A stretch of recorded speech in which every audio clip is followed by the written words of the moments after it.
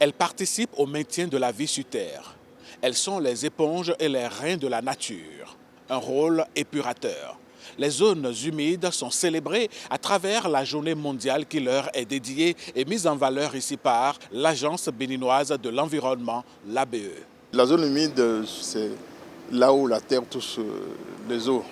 C'est-à-dire tout ce qui est humide, tout ce qui est à l'eau, de manière constante ou bien de manière temporaire. Nos zones humides sont menacées par nombreuses de nos pratiques. Si on veut conserver aujourd'hui les zones humides, il faut impliquer tous les acteurs. Les savoirs et pratiques endogènes sont sollicités dans le processus de sauvegarde des zones humides dans notre pays.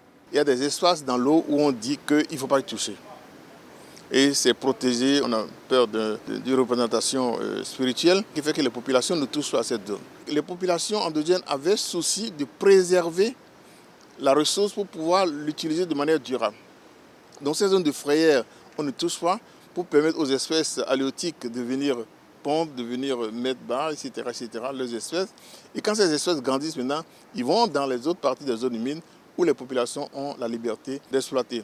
Donc, il urge aujourd'hui de documenter ces savoirs et maintenant intégrer ces savoirs aux documents de planification, aux documents de stratégie qui sont prévus pour renforcer les actions en vue de la conservation de ces écosystèmes humides. Ne pas prendre les zones humides comme des zones de dépotoir où on jette des saletés, les plastiques, tout cela, c'est nuisible.